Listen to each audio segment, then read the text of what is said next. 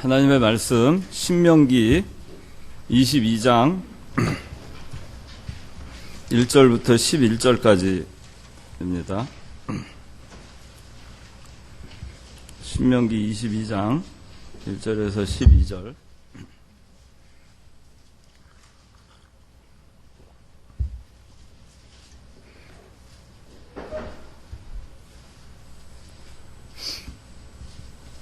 네. 제가 봉독하겠습니다. 너는 내 형제의 소나 양이 길 잃은 것을 외면하지 말고 그것들을 숨기지도 말며 내 형제에게 돌려주어라.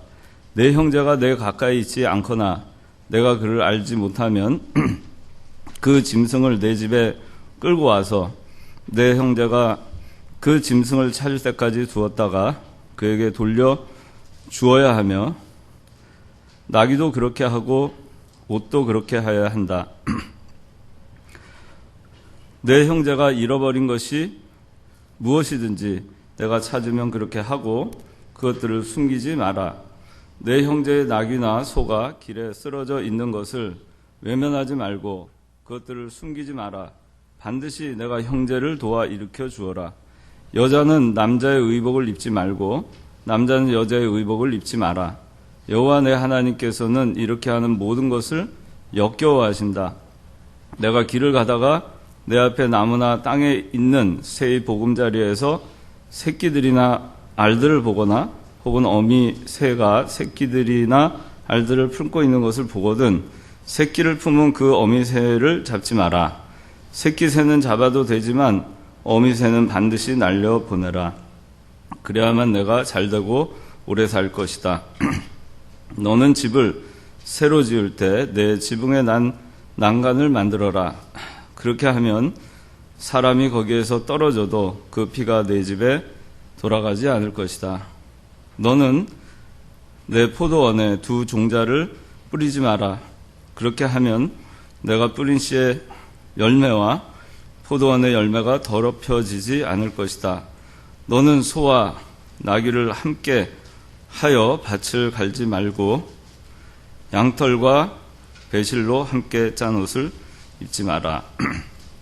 예. 기도하겠습니다.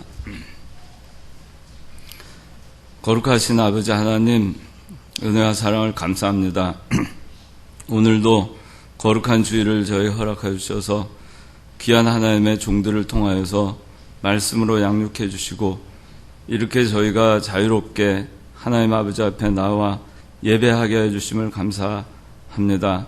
오늘 이 시간에 이 청년부로 함께 모여 하나님 아버지께 예배하는 시간이오니 이 시간 하나님 아버지께서 영광 받아주시고 이 시간에 전해야 될 말씀을 통하여서 우리 모두가 은혜 받고 또 새롭게 마음을 다지는 이 시간 되게 하여 주시옵소서. 이 모든 말씀 예수님의 이름으로 기도드리옵나이다. 아멘. 네. 자, 한 해가 이제 다 이제 저물어 가고 있고, 이제 이틀, 네, 내일하고 모레죠? 이틀만 있으면은 이제 2013년도는 마무리하고 2014년도로 넘어가게 됩니다. 그래서 오늘 그 신명기 22장을 특별히 했는데, 우리가 해가 넘어가기 전에 좀 우리가 점검해야 될 부분들이 좀 있다. 우리 자신의 신앙에 대해서 한번 좀 점검할 건 점검하고 그리고 새해에는 그렇게 점검할 것들에 대해서 잘못된 부분들을 우리가 회개하고 또 반성하고 그렇게 해서 2014년도는 새롭게 출발을 해보자 하는 의미에서 오늘 이 신명기 22장을 했는데 새해 전에 점검할 일에 대해서 오늘 하겠습니다. 새해 전에 점검할 일이란 말씀의 제목으로 말씀을 전하겠습니다. 새해 전에 점검할 일. 언제 점검할 일? 네, 새해 전에. 그러니까 이제 이틀밖에 안 남았죠? 이틀밖에 안 남았는데 그 전에 우리가 뭘 좀 점검할 거 여러 가지 뭐 점검할 게 많겠지만은 우리 신앙의 상태, 우리가 1년 동안 어떻게 살아왔는가 이런 거를 좀 점검하고 그리고 새해에는 이렇게 살아야 되겠구나 하는 거 몇 가지를 한번 살펴보겠습니다. 첫째, 여기 22장 1절에서 4절까지 한번 읽어주세요. 너는 내 형제의 소나 양이 길 잃은 것을 외면하지 말고 그것들을 숨기지도 말며 내 형제에게 돌려주어라. 내 형제가 내 가까이 있지 않거나 내가 그를 알지 못하면 그 짐승을 내 집에 끌고 와서 내 형제가 그 짐승을 찾을 때까지 두었다가 그에게 돌려주어야 하며 나귀도 그렇게 하고 옷도 그렇게 하여야 한다. 내 형제가 잃어버린 것이 무엇이든지 내가 찾으면 그렇게 하고 그것들을 숨기지 마라. 내 형제의 낙이나 소가 길에 쓰러져 있는 것을 외면하지 말고 그것들을 숨기지 마라. 반드시 내가 형제를 도와 일으켜 주어라.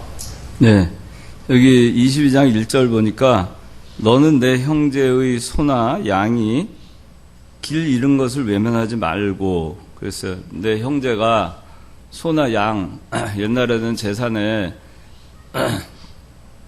그 척도가 소를 얼마 가지고 있냐, 양을 얼마 가지고 있냐, 뭐 낙타를 얼마 가지고 있냐, 염소 얼마 가지고 있냐, 이게 제산의 척도예요. 지금도 중동 지방이라든가 아프리카에 가면은 이 가축들을 얼마나 많이 보유하고 있느냐가 재산의 척도가 돼요.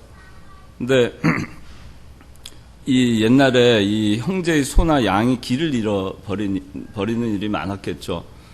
형제의 소나 양이 길을 잃어버려서 방황하고 있을 때 그 외면하지 말고 그냥 모른 척하고 뭐 어떻게 뭐 되겠지, 누가 찾아주겠지, 아니면은 뭐 저러다가 뭐 어떻게 되겠지 하고 그렇게 하지 말고 그것들을 숨기지도 말며 내 형제에게 돌려주어라 그렇게 하고 있습니다.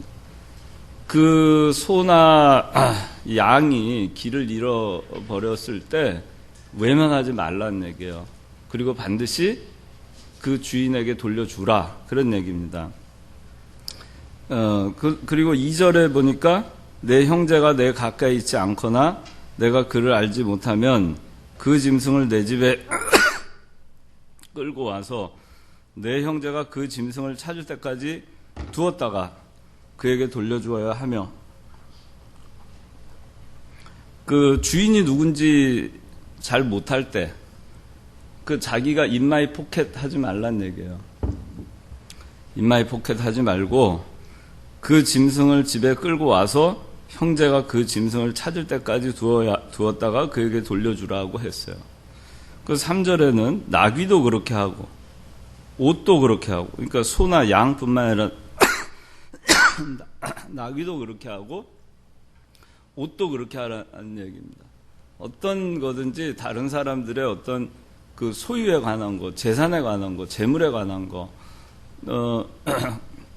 또 그 이외의 것이라 하더라도 다른 사람들이 잃어버린 것이 있으면은 그것을 무엇이든지 내 형제가 잃어버린 것이 무엇이든지 내가 찾으면 그렇게 하고라는 얘기는 돌려주라는 얘기입니다. 주인을 찾아주라 그런 얘기. 그것들을 숨기지 마라. 자기가 숨겨놓고 자기 걸로 취하지 마라 그런 얘기입니다. 그리고 4절에 내 형제의 낙이나 소가 길에 쓰러져 있는 것을 외면하지 말고, 이제는 형제의 낙이나 소가 길에 쓰러져 있는 거예요. 이전에는 길 잃고 방황할 때, 지금은 길에 쓰러져 있는 겁니다. 무슨 사고를 당했거나 아니면 방황하고 길을 잃다가 먹을 것이 없어서 지쳐서 쓰러져 있을 수 있어요. 근데 그걸 외면하지 말고 그것들을 숨기지 마라. 반드시 내가 형제를 도와 일으켜 주어라. 반드시 내가 형제를 도와 일으켜 주어라 그랬어요. 여기서 우리 1절에서 4절까지는 잃어버린 것을 찾아주라 하는 겁니다. 잃어버린 것을 찾아주라. 예수 그리스도께서도 우리의 잃어버렸던 것을 찾아주셨죠. 우리가 잃어버렸던 생명, 우리가 잃어버렸던 천국, 우리가 잃어버렸던 평화, 우리가 잃어버렸던 사랑, 우리가 잃어버렸던 은혜, 이 모든 것을 예수 그리스도께서는 우리가 잃어버렸던 것을 다 찾아주셨어요. 지금 다 찾아주셨어요. 그래서 예수님과 같이 잃어버린 것을 찾아주라는 것입니다. 여기 소나 양이 길을 잃었어요. 외면하지 말라고 했어요. 길을 잃은 자 외면하지 말고 바른 길로 인도를 하라는 겁니다. 세상적으로 길을 잃어버린 사람, 신앙적으로 길을 잃어버린 사람, 그냥 내버려 두지 말고 길을 잃어버리고 방황하고 있잖아요. 그러면 길을 잃어버리고 방황하고 있는 것을 보면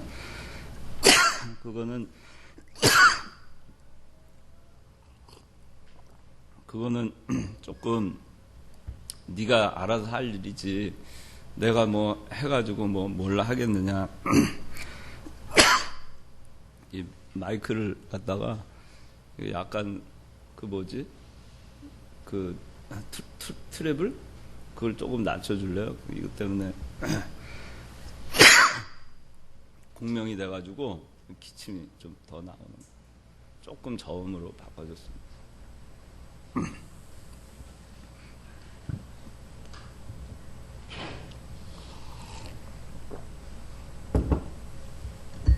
예, 그래서 세상적으로, 신앙적으로 이렇게 방황하고 길을 잃어버린 자가 있으면은 모른 척하지 말란 얘기예요. 여러분들의, 우리가 신앙인으로서 우린 예수 그리스도로부터 잃어버렸던 모든 것을 다 회복해 주셨어요. 예수 그리스도께서. 근데 그 사랑을 받고 모든 것이 회복된 우리가 우리의 형제들에 대해서 무관심하면 안 된다. 외면하지 말라 그랬어요. 그냥 바빠서 외면하기도 하고, 뭐 자기 삶이 힘들다 보니까 외면하기도 하고, 그냥 외면하고 가는 겁니다. 남이야 힘들거나 말거나, 남이야 길을 잃고 헤매거나 방황하거나, 그러다가 쓰러져 죽거나 말거나, 그냥 외면하는 거. 참 보면 인정이 없는 거죠. 사랑도 없고. 우리가 요새 매스컴 같은 데 보면은 뭐 몇 개월 됐는데 그 이웃집 노인이 백골 상태로 발견이 됐다든가 뭐 그런 일들 우리 심심치 않게 봅니다. 워낙에 그 문화 자체가 다 이렇게 1인 가구 형태, 뭐 독거 노인들 이렇게 많고, 그러다 보니까 일일이 다 우리가 세심하게 관심을 가질 수가 없는 면이 있죠. 또 보면은 어린아이 그 아동 학대해서 너무나 가혹하게 학대를 해서 울산인가요? 거기 갈비뼈 16개 부러져 죽은 아이 있었죠. 8살인가. 소풍 가고 싶다고 보내달라고 했는데, 해운대 아쿠아리움. 그런데 그거를 그 계모가 애를 때려가지고 갈비뼈 16개, 24개 중에 16개 부서져가지고 죽었잖아요. 근데 그 주변에 그런 징조가 굉장히 많이 있었어요. 그 아이가 학대당하고 있고, 매를 맞고 있고, 멍이 들어있고, 다리가 부러지고, 머리에 그 빨갛게 그 아주 큰 그 피멍이 들어있고, 이런 걸 많이 보고, 또 그거를 주변에 있는 사람들이 관심을 갖고, 신고도 하고, 그랬었는데, 대부분 그냥 외면했던 거예요. 외면하니까 그런 일이 발생해요. 신앙적인 면에서도 마찬가지예요. 누가 여러분들 힘들고 고난당하고 방황하고 있는데 어디에도 그 신락 같은 그 밧줄이라도 던져주면서 자기를 자기를 위해서 도움을 주는 그런 손길이 있으면 얼마나 좋겠어요. 근데 우리가 살면서 자기 자신이 힘들 때 누군가 도움을 주는 것은 굉장히 바라면서도 남이 길을 잃고 방황하고 있을 때는 거기에 대해서 그냥 무관심한 거예요. 그냥 외면합니다. 근데 성경은 외면하지 말라고 얘기하고 있어요. 여러분들 주변에 어려운 일을 당한 사람도 있으면 외면하지 마세요. 여러분들이 능력이 없으면 경제적인 능력이 없어도 좋아요. 그러나 따뜻한 말 한마디라도 해주고 아니면 말을 안 해도 위해서 기도라도 해주고 그러면서 외면하지 말아야 됩니다. 신앙적으로 방황하는 사람들이 있어요. 우리도 때때로 저도 때때로 그 방황을 합니다. 방황이 인간에게 없지 않을 수가 없어요. 방황은 다 있습니다. 그 위대한 아브라함도 방황을 했고 다윗도 방황을 했고 그 엘리야 병거 타고 불말 불병거 타고 승천한 엘리야도 방황을 했고 방황을 다 합니다. 베드로도 방황을 했고 바울도 방황을 했고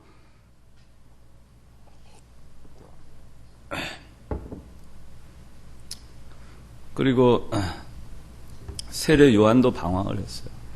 우리가 신앙이 다 완벽하지 않아요. 그러다 보면 방황을 할 때가 있습니다.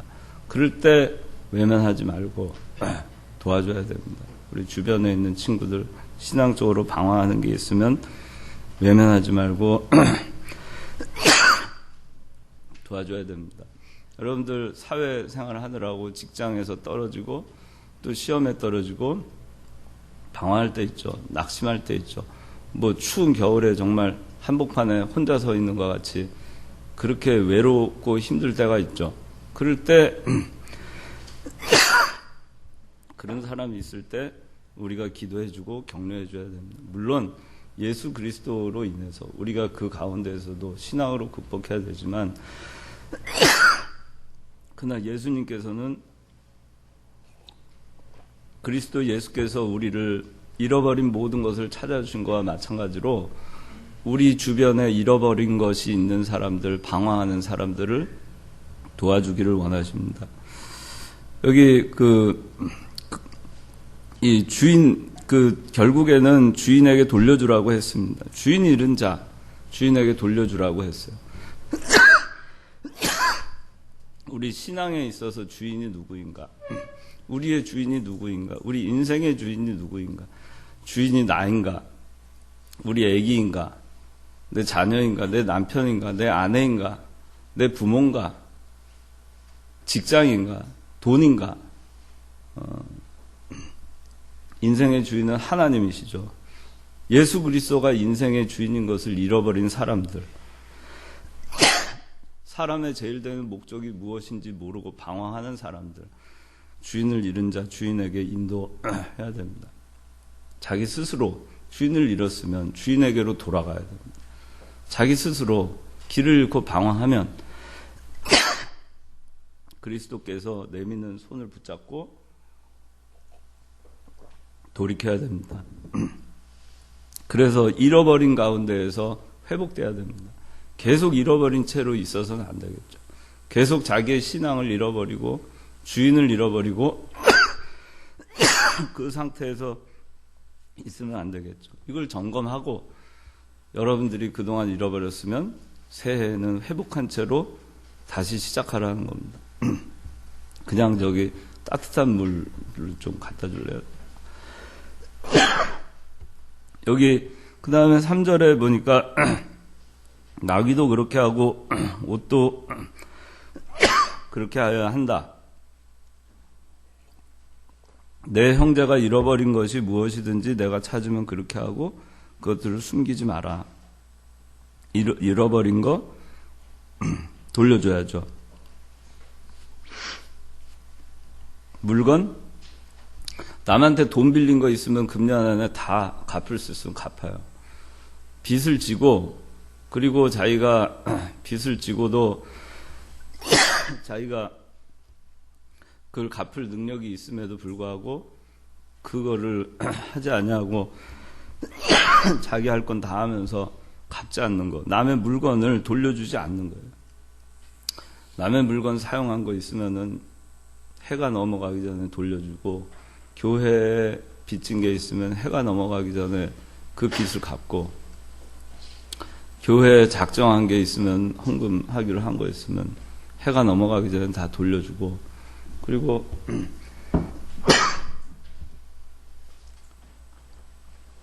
넘어가기 전에, 해 넘기기 전에 다 돌려주세요. 그것이 바른 신앙입니다. 마음을 잃어버렸어요. 친구의 마음을 잃어버리고, 이웃의 신뢰를 잃어버리고, 사랑을 잃어버리고, 믿음을 잃어버렸으면 그걸 회복하세요. 그걸 다시 되찾으셔야 됩니다. 여러분들이 사회생활 할 때도 신뢰를 잃어버리면 안 돼요. 사람이 신용이 있어야 돼요. 근데 신용이 있는 사람은 뭐냐면은 말한 대로 행하는 사람이 신용이 있어요. 그 다음에 두 번째는 잘 되든 안 되든 꿋꿋하게 지속성이 있는 사람 신용이 있어요. 왔다 갔다 하는 사람은 신용을 얻지 못합니다. 신뢰를 얻지 못해요. 어디에서도 그래요. 여러분들은 지금 젊어서 잘 모를지 모르겠는데 그것이 10년, 20년 누적돼서 40대, 50대가 돼보세요. 아무도 그 사람을 상대하지 않습니다.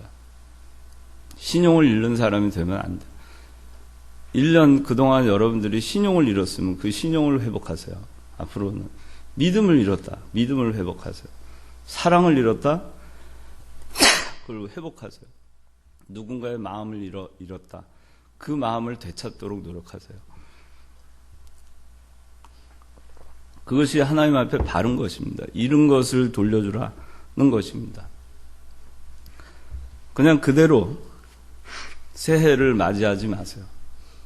이제 며칠 안 남았죠. 그래서 그걸 회복하기로 결심하고 그렇게 하고 새해를 여러분들 맞이하셔야 됩니다. 교회도 마찬가지입니다. 교회에서도 신앙생활 할 때 믿음과 사랑과 신뢰, 마음, 그걸 잃어버리지 않도록 하세요. 내가 아무렇게나 그냥 행동해 놓고 다 잃어버린 다음에 나중에 왜 나한테 관심이 없느냐라고 하면은 어떡하겠어요. 물론 그렇다 하더라도 그런 사람들 그 잃어버린 길을 찾아주고 주인에게 돌려줘야죠. 우린 그럴 의무가 있습니다. 하나님을 잃어버린 사람, 그리스도를 잃어버린 사람, 본인도 찾기를 위해서 힘써야 되겠지만 주변에서도 그런 사람들이 그 잃어버린 것을 찾을 수 있도록 기도하고 도와줘야 돼요. 외면하면 안 돼요. 또 자기 자신이 잃어버린 것이 있는데 외면하면 안 돼요. 애써 외면하고 고쳐야 될 게 있는데도 고치지 않고 잃어버린 것들이 있음에도 불구하고 그대로 그냥 두고 새해를 맞이하고 그런 사람들은 세월이 가도 바뀌지 않아요. 바뀌지 않는 사람들은 남는 것이 뭐냐? 결국엔 다 잃어버리는 것밖에 남는 게 없어요. 사람도 잃고 돈도 잃고 마음도 잃고 신뢰도 잃고 신앙도 잃고 다 잃습니다. 그러니까 여러분들 잃어버린 게 있으면 회복하세요. 회복하기 위해서 열심히 노력해야 됩니다. 건성건성 그냥 해서 회복 뭐 하다가 뭐 회복하든가 말든가 그런 해이하고 게으르고 나태한 생각으로 여러분들이 예수 믿는다고 어디 가서 얘기할 수가 없어요. 그래서 하나님으로부터 잃어버린 거 있으면, 신앙을 잃어버린 거 있으면 다 그걸 회복하세요. 우리 형제 자매들과 잃어버린 거 있으면 회복하세요. 빌린 거 있으면 회복하세요. 남에게 피해 준 거 있으면 회복하세요. 그것이 해를 넘기기 전에 해야 될 일입니다. 나 때문에 상처받은 사람이 있으면 회복해야 됩니다. 돌이켜야 되고 돌려줘야 됩니다. 상실감을 나 때문에 줬으면 용서를 구하고 사과할 줄 아는 사람이 멋진 사람이에요. 자기가 잘못했음에도 불구하고 그 사과 한마디 못하고 그냥 해를 넘기는 거는 아주 부끄러운 겁니다. 잘못한 게 있으면 사과하세요. 용서를 구하고 사과해야 됩니다. 그것이 잃은 것을 돌려주는 자세입니다. 여러분들 하나님 아버지 앞에 잘못한 것이 있으면, 잃어버린 것이 있으면 하나님 아버지 앞에 용서를 구하세요. 하나님께 사과하세요. 그리고 새해를 맞이하셔야 됩니다. 잘못된 위치에 와 있는 거, 물건이든지 뭐든지 자기 게 아닌데 자기한테 와 있는 거 있잖아요. 바른 위치로 바로 잡는 겁니다. 아닌데 그게 자기한테 있다. 그러면 원위치 시켜야 됩니다. 이 세상 뭐든지 어떤 것이든지 그게 자기 것이 아니면 원위치 시켜야 됩니다. 그리고 여기 4절에 쓰러져 있으면 외면하지 말라 그랬잖아요. 쓰러져 있는 자 세워줘야 됩니다. 일으켜 세워줘야 돼요. 자기가 쓰러져 있을 때 자기 스스로도 그리스도를 손잡고 일어서야 됩니다. 또 주변에 그런 사람들이 있을 때 쓰러져 있는 자 세워줘야 됩니다. 외면하지 말라. 성경에 오늘 22장에 2번 나와 있어요. 외면하지 말라. 외면하는 거는 큰 죄예요. 하나님 앞에. 여러분들 외면하고 많이 살죠? 그렇죠? 외면하지 마세요. 불의가 있으면 외면하지 말고, 잘못된 것이 있으면 외면하지 말고, 그렇게 용기 없게 비겁하게 그렇게 우리가 신앙생활을 하는 것이 아닙니다. 그래서 외면하면 안 돼요. 쓰러져 있는 자 세워줘라. 누가복음 10장에 보면 선한 사마리아인 나오잖아요. 이 선한 사마리아인이 당시에 제사장, 바리새인들, 이 다 그 레위인 뭐 다 지나가죠. 여리고로 가다 강도 만나 거반 죽게 된 이 사람을 놓고 다 그냥 외면하고 지나가죠. 그런데 누가 외면하지 않죠? 사마리아 사람이 외면하지 않아요. 사마리아 사람은 불쌍히 여깁니다. 그리고 가까이 다가가서 그 상처난 곳에 포도주와 기름을 붓고 바르고 싸매고 자기가 타고 가던 나귀에 태워서 여관으로 데려갑니다. 그리고 거기 잘 부탁을 하고 2데나리온을 부비로 더 주고 그리고 여행을 가죠.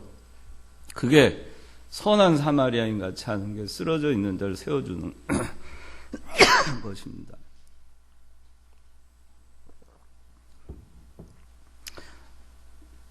신앙적으로 쓰러져 있는 사람, 세상 일이 안 돼서 낙심해서 쓰러져 있는 사람, 교회 일을 하다가 쓰러져 있는 사람, 낙심해서 주의 일을 하다가 지쳐서 쓰러져 있는 사람, 외면하지 말아야 됩니다. 그게 여러분들이 할 일이에요. 그동안 외면했다면 이제 외면하지 말고 새해 잃어버린 거 회복하고 새해를 맞이하셔야 됩니다. 그 다음에 5절 읽어주세요. 여자는 남자의 복을 입지 말고 남자는 여자의 복을 입지 마라. 여호와 내 하나님께서는 이렇게 하는 모든 것을 역겨워하신다. 예, 하나님께서 어떻게 하신다고요? 역겨워하시는 거예요. 역겨워하면은 막 토가 나오죠. 그죠? 너무 역겨우면 막 먹었던 것이 올라오죠. 그게 역겨운 겁니다. 하나님이 오죽하면 먹은 게 토하는 것 같은 그런 표현, 역겨워하신다는 표현을 쓰셨겠어요. 이거는 두 번째는 5절부터는 남자, 여자에 맞는 옷을 입어라 그겁니다. 남자는 남자 맞는 옷 입고 여자는 여자에 맞는 옷을 입어라 하는 겁니다. 뭐 남자가 남자 옷 입고 여자가 여자 옷 있잖아요.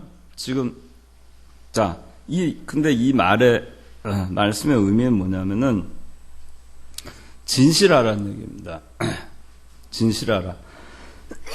또 하나는 질서를 지켜라. 남자가 여자의 옷을 입어요. 여자가 남자 옷을 입어요. 그러면은 남자 옷을 입고 여자가 남자 옷을 입고 잘 분장해서 남자처럼 하고 다니면 보는 사람이 저게 남자구나 생각하지만 속은 여자죠. 남자인데 머리를 쫙 기르고 화장하고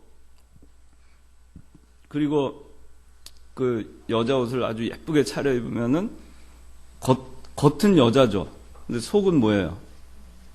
남자죠. 네.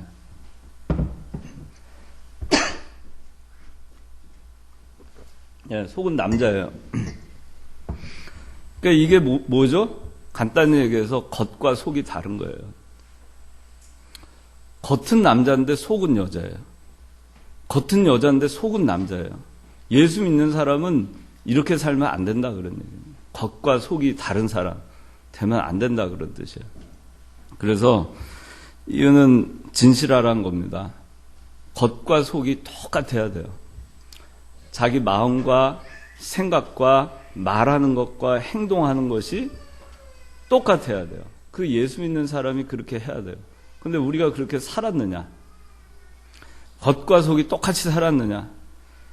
겉은 형편없는데, 겉은 아주 거룩한데 속은 형편없는 그리스도인 아니냐 하는 거예요. 교회에서는 거룩한데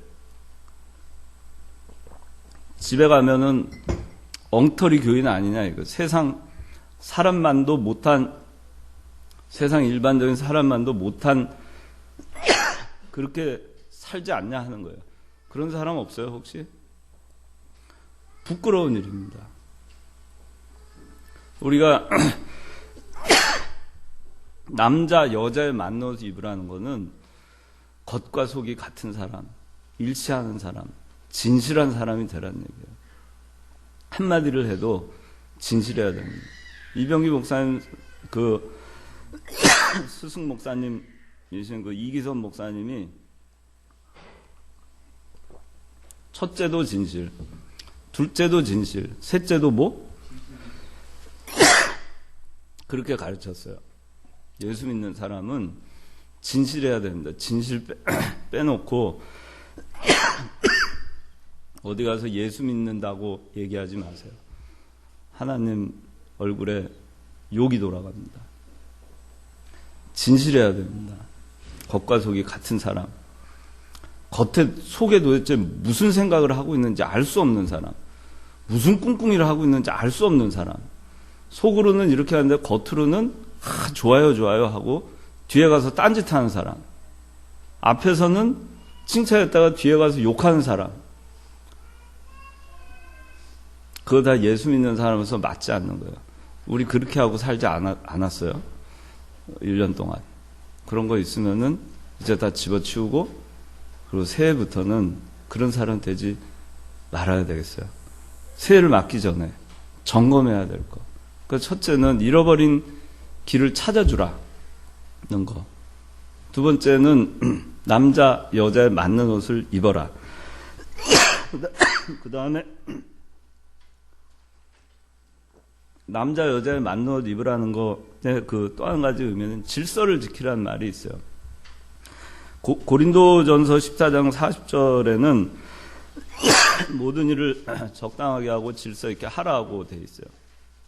하나님은 무질서의 하나님이 아니십니다. 이 우주 만물이 돌아가는 걸 보세요. 얼마나 질서가 있어요. 우리 몸 돌아가는 거 보세요. 얼마나 질서가 있어요. 어느 하나라도 질서가 없어지면은 우리는 생명이 위독해져요. 얼마나 하나님이 치밀하고 질서 있는 분이신지 모릅니다. 그런데 우리는 그 질서의 하나님을 섬긴다고 하는데 무질서예요. 신앙도 무질서예요. 질서가 없어요. 했다 안 했다 무질서합니다. 기분 좋으면 잘했다가 기분 나쁘면 안 했다가, 봉사도 기분 좋으면 했다가 기분 나쁘면 안 했다가, 교회도 기분 좋으면 나왔다가 기분 나쁘면 안 왔다가. 그 질서가 없는 거예요. 신앙의 질서가 없어지면 안 돼요. 또 질서의 하나님이시기 때문에 그래서 이 교회 내에도 질서가 필요합니다. 위로는 우리 당회장 목사님, 담임 목사님, 그리고 당회가 있죠. 장로님 8명으로 구성되는 당회. 그리고 재직회가 있어요.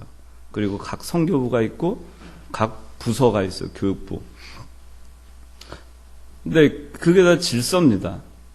질서를 무시하고 월권을 하고 질서를 무시하고 함부로 하고 대들고 그렇게 하는 것이 하나님이 보실 때는 뭐라고 해요? 역겹다 그랬어요.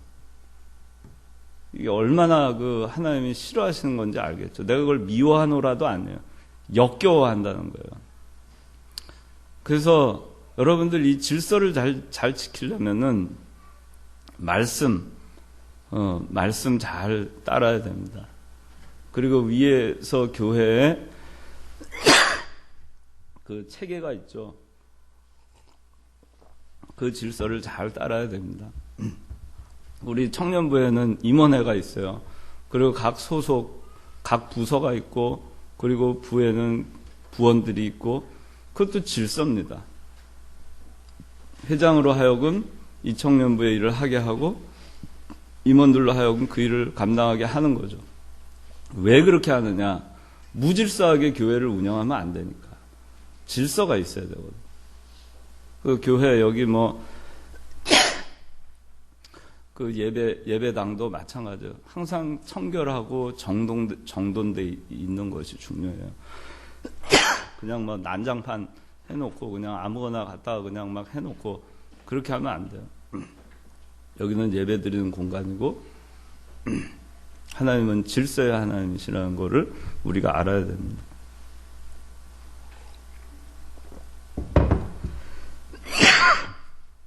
사회도 마찬가지예요. 여러분들 직장 생활을 할 때도 질서를 잘 지키는 사람이 돼야 됩니다. 회사 내의 질서가 있고, 나라의 질서가 있고, 가정에도 질서가 있고, 근데 다 질서가 있는데 질서를 무시하면은 제대로 될 수가 없어요.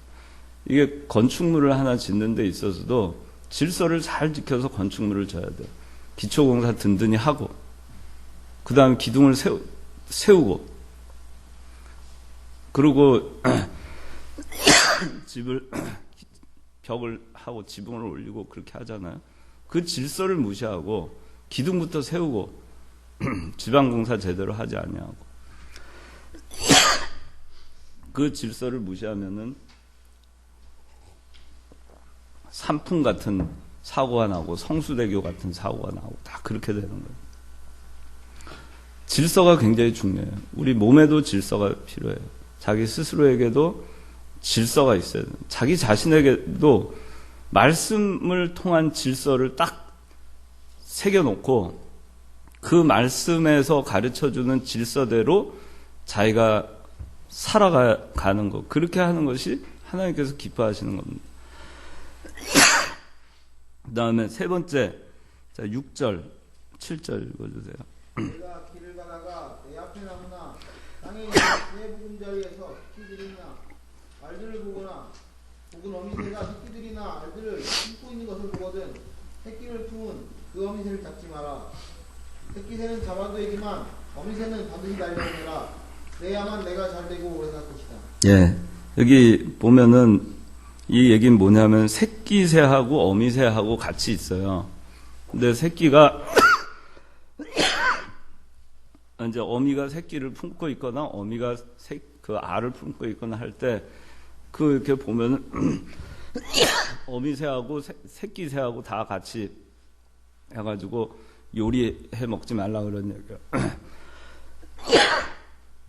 그 새끼새를 잡든지 아니면 그 알을 취해가지고 그걸 가지고 해먹더라도 어미새는 날려보내라는 얘기예요. 그래서 어미새하고 새끼새 동시에 취하지 마라 그런 얘기입니다. 어미새하고 새끼새 동시에 취하지 마라. 이 얘기는 희망의 싹을 자르지 마라 그런 얘기예요. 그 새끼새를 잡아먹어도 어미새가 살아있으면은 그러면은 어미새 살아있으면 어미새로 인해서 다시 씨가 번식이 될 거 아니겠어요? 다시 그 자손 새들이 생겨나고 그렇게 되지 않겠어요? 그래서 이거는 희망의 싹을 자르지 말고 열어두라는 얘기입니다. 희망의 싹을 열어두라. 그거 다 잡아가지고 아주 그냥 씨를 말려버리고 멸종을 시키고 앞날에 소망도 없게 그렇게 하지 말고 앞날에 소망이 있게 앞길을 열어주고 도망칠 길을 열어주고 그래도 희망이 있게 그렇게 해야 됩니다. 저기 북한의 김정은 뭐 보세요. 그 3대 세습하면서 그 자기 고모부 장성택 처형하고 하는데 수많은 사람들이 어떻게 될지 모르죠. 근데 거기는 다 잡아가지고 멸종을 시키고 멸족을 시켜야지 안심이 되니까 아마 그렇게 할 거예요. 예수 믿는 사람은 그렇게 하면 안 된다는 거예요. 여러분들이 사회생활을 할 때도 여러분들하고 원수진 자 일단 용서해 줘야 돼요. 또 일을 잘못하는 사람 있잖아요. 그 야단을 치더라도 그냥 아주 빠져나갈 구멍 없이 그냥 아주 쥐를 잡듯이 그냥 아주 그렇게 해가지고 아주 그냥 그 애누리 없이 그렇게 야단치지 말란 얘기예요. 야단을 쳐도 사과의 명분을 주고 또 그 사람의 장래를 위해서 야단을 치고 그 사람이 희망을 갖도록 하고 야단을 치고 그렇게 해야지 야단을 쳐서 싹을 잘라버리고 징계하고 그게 목적이 아니라는 거예요. 그래서 여러분들 인간관계를 하는 데 있어서도 예수 믿는 사람들은 상대의 싹을 잘라버리면 안 돼요. 아주 그냥 찍도 못 사게 만들어 버리겠다 그런 생각 가지면 안 돼요. 항상 여유를 주고 그 사람이 피할 길도 만들어주고 그러면서 야단을 쳐야 그 사람이 야단 맞으면서도 탈출구가 있는 거예요. 탈출구가 없으면 어떻게 되겠어요? 고양이가 쥐를 코너에다가 몰고 막 하잖아요. 그러면 쥐가 어떻게 하겠어요? 고양이 물겠죠. 왜냐하면 그것밖에 자기가 살 길이 없기 때문에. 그렇게 사람들을 다루면 안 돼요. 여러분들 사회생활 할 때도 그렇고 교회에서도 그렇고 누구 하나 좀 잘못하면은 벌떼처럼 몰려가지고 비난하고 야단치고 비방하고 그렇게 하면 안 돼요. 그 사람이 야단을 맞더라도 그 가운데서도 피할 길을 군형을 만들어 놓고 야단을 쳐야 돼요. 그래야 그 사람이 숨을 쉴 거 아니겠어요? 숨을 쉬고 또 자기가 또 그 야단 친 것에서 또 깨달은 대로 또 제대로 할 수 있는 것이고. 그런데 우리가 보면 참 이런 면에서 인정이 없어요. 아주 가혹하기 짝이 없어요. 사람들에 대해. 너무 남에 대해서 쉽게 비판하고 쉽게 재단하고 쉽게 함부로 나쁜 사람 만들어버리고 그런 일 얼마나 많아요. 그렇게 하지 말란 얘기입니다. 어미새, 새끼새 동시에 취하지 말라 이 얘기는 희망의 싹을 열어두고 앞길을 열어두고 자비를 베풀라는 얘기입니다. 그 다음에 자 이제 8절 읽어주세요. 너는 집을 새로 지을 때 내 지붕에 난간을 만들어라. 이렇게 하면 사람이 거기에서 떨어져도 피가 내 집에 돌아가지 않을 것이다. 예. 이제 네 번째는 뭘 만들으라고요? 예, 난간을 만들으라. 난간. 이 난간은 신앙의 난간입니다. 이 네 번째는 난간을 견고히 설치하라는 거예요. 이거 여러분들이 점검해야 될 겁니다. 나한테 난간이 있는가? 난간을 견고히 설치했는가? 여러분들이 점검해 봐야 돼요. 신앙의 난간. 신앙의 난간이 뭐냐? 성경 말씀이에요. 성경 말씀이 난간이에요. 말씀대로 하면 난간 밖으로 떨어져 내려 죽을 일이 없어요. 우리 빌딩을 질 때도 난간이 얼마나 중요해요. 난간 제대로 없으면 추락사 하잖아요. 신앙의 난간이 있어야 돼요. 난간 설치를 잘해야 됩니다. 난간 설치도 그냥 아무렇게나 그냥 해놓으면 안 돼요. 그 이병규 목사님이 난간 설치 하시는 거 보면은 어떻게 하냐면, 어떻게 하시냐면은 난간을 쭉 이렇게 만들어 놓는데 거기 어린아이 머리를 이렇게 집어넣어 보라고 해요. 난간 사이사이에. 어린아이 머리가 들어가면은 더 좁히라 그래요. 왜 그렇죠? 아이가 머리가 빠져나가면 난간 밖으로 떨어져 내릴 수 있으니까. 그래서 난간을 잘 만드는 것. 난간도 필요하지만 난간을 잘 만들어 놓는 것. 여러분들 신앙에 난간이 있느냐? 난간 잘 만들어 놨느냐? 그렇지 않죠? 그러면 새해부터는 이걸 점검하고 내가 부족한 이 난간의 나에게 이 부족한 난간의 상태는 어떤가? 그걸 확인하고 신앙의 난간을 견고하게 세워놓는 2014년 돼야 돼요. 신앙의 난간 견고하게 세우려면 말씀, 교리 확실해야 됩니다. 여러분들이 교회를 다니면서도 교리도 제대로 몰라가지고 나중에 어떻게 여러분들 집사 되고 애들 가르치겠어요? 집에서 애들은 어떻게 가르치겠어요? 성경도 몰라가지고 도대체 애들을 어떻게 가르치겠어요? 여러분들 스스로도 난간이 제대로 안 돼 있는데 어떻게 자녀들의 난간을 만들어줄 수 있겠어요? 그러니까 여러분들 웨스트민스터 교리 공부할 때 철저하게 참여하세요. 이 기회가 작년부 가면은 없어요. 그런 기회 없어요. 웨스트민스터 소요리 문답을 저는 웨스트민스터 소요리 문답을 청년부 때 저도 했어요. 우리 창관교회 청년부 때. 그때는 조직신학도 공부를 했어요. 뻘컵 조직신학.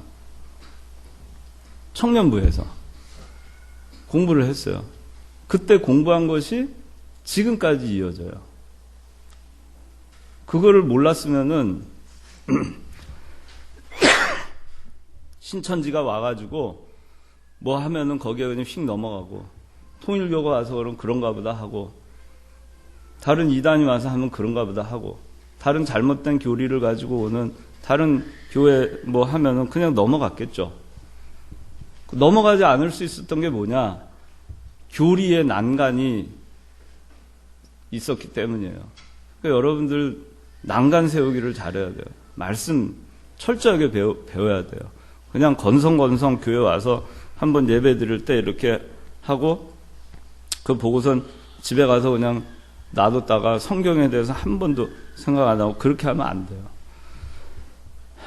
그 사무실에도 성경책을 갖다 놔서 집에서 성경 이게 정말 여유가 없으면은 사무실에서 점심 일찍 먹고 성경을 보세요. 30분이라도 성경 보고 기도하세요. 그렇게 해야 돼요. 그리고 모르잖아요? 강해서를 사서 봐요. 빌려서 보지 말고 사서 보세요. 사서. 자기 거를 만들어야 돼요. 자기 집에 꽂아 놓으세요. 설교집 사서 읽어보고 꽂아 놓으세요. 그래야 자기께 돼요. 그런 노력도 없이 우리가 어떻게 난간을 견고하게 세울 수 있겠는가 하는 거예요. 여러분들이 정말 그 정신 차리고 그렇게 해야 됩니다. 그렇게 하지 않고 그냥 건성건성하는 신앙인으로 살다가 천국 가겠느냐? 아니면은 기왕에 내가 하나님 믿는데 기왕에 하는 거 정말 제대로 한번 하나님 정말 화끈하게 내가 신앙생활 하다가 이 세상 떠날 때 하나님 앞에 가겠는가 하는 거예요. 건성건성 하겠으면 건성건성 뭐 그렇게 하겠으면 할 수 없죠. 그거는. 근데 어느 게 하나님께서 기뻐하시겠느냐 하는 겁니다. 그래서 신앙의 난간 잘 만들어야 돼요. 말씀, 교리. 그 다음에 이 난간은 또 뭐가 있냐면은 인도자의 인도. 그 교회면 교회. 그게 난간이에요. 인도자가 인도를 하는 겁니다. 그래서 저기 위험하니까 저 우물 까니까 저 거긴 안 돼. 그러고 그냥 안 된다고 하는 겁니다. 그런데도 길을 쓰고 우물 들여다보다가 빠지면은 어떻게 되겠어요?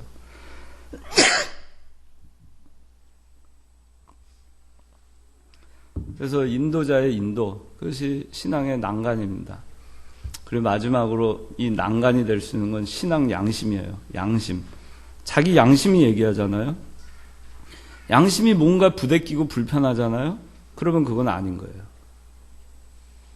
양심이 투명하고 양심상 자기가 편안하고 그러면 돼요. 근데 양심에 거리끼거나 불편하거나 조금이라도 찜찜하거나 그러면은 어떻게 하면 되죠? 그냥 안 하면 돼요. 양심이 난간이 돼주는 겁니다. 근데 양심은 찜찜한데 에이 그냥 모르겠어 하는 건 난간을 설치하지 않는 것이고, 난간을 설치했다 하더라도 군형이 그냥 뽕뽕 뚫어져 있어서 그냥 휙 넘어가 밑으로 떨어지는 거하고 똑같은 거예요. 그 마지막으로 9절에서 11절 읽어주세요. 너는 내 포도원에 두 종자를 뿌리지 마라. 그렇게 하면 내가 뿌린 씨의 열매와 포도원의 열매가 더럽혀지지 않을 것이다. 너는 소와 나귀를 함께하여 밭을 갈지 말고 양털과 배실로 함께 짠 옷을 입지 마라. 예. 이 얘기는 9절에서 11절은 혼합하는 생활을 하지 말라는 얘기입니다. 혼합하는 생활. 포도원에 두 종자 뿌리지 말라. 이것도 혼합하는 생활을 하지 말라는 얘기예요. 씨를 섞어 뿌리지 말라고 되어 있잖아요. 이거는 순수한 신앙의 진리 그대로 보수하고 나가라는 얘기예요. 그 진리를 조금 어떻게 좀 재미나게 해보려고 그걸 섞거나 그걸 양보하거나 인본주의를 쓰거나 그렇게 하지 말고 씨를 섞어서 뿌리지 말고 종자 하나만 한 군데다 뿌리라는 얘기예요. 종자 두 개를 한꺼번에 그렇게 해버리면은 어떻게 돼요? 포도원의 열매가 더럽혀진다 그랬어요. 제대로 되지 않는 겁니다. 여러분들 혹시 혼합하는 생활 한 거 있어요?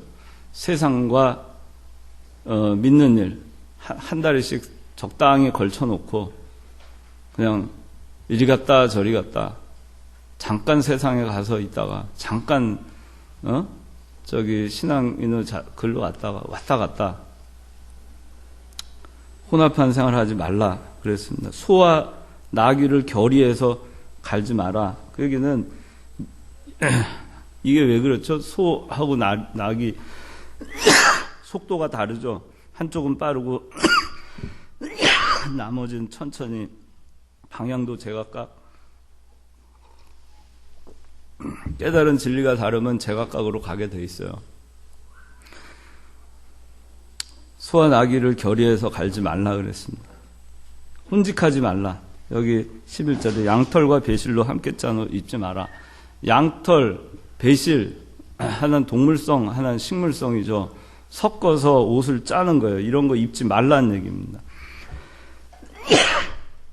진리, 비진리 그를 적당히 섞어서 그렇게 엉거주춤 신앙생활을 하지 말라는 얘기입니다. 우리가 그렇게 한 적 없는가? 두 주인 섬긴 적 없는가? 이것도 아니고 저것도 아니고 한 적 없는가? 혼직해서 우리가 신앙생활을 한 적 없는가? 양털로 짠 옷과 배로 짠 거를 같이 섞여 있는 거를 그냥 그대로 그 상태에서 신앙생활을 하는 일은 없는가? 하나님은 이렇게 하지 말라 그랬습니다. 그럼 더럽혀지는 거예요. 더럽혀집니다. 자기 신앙이 더럽혀져요. 순수성이 훼손이 됩니다. 혼합하지 말라. 그래서 오늘 좀 길었는데 새해 맞기 전에 점검할 일, 첫째는 잃어버린 길을 찾아주라. 이거 성경 보고 잃어버린 길을 찾아주라. 그 다음에 두 번째는 남자, 여자 맞는 옷을 입으라. 셋째는 뭐죠? 네, 그 어미새, 새끼새 동시에 취하지 마라. 네 번째는 뭐죠? 난간을 그렇죠. 경고에 설치해라. 다섯 번째는 혼합한 생활을 하지 마라. 자, 기도하겠습니다.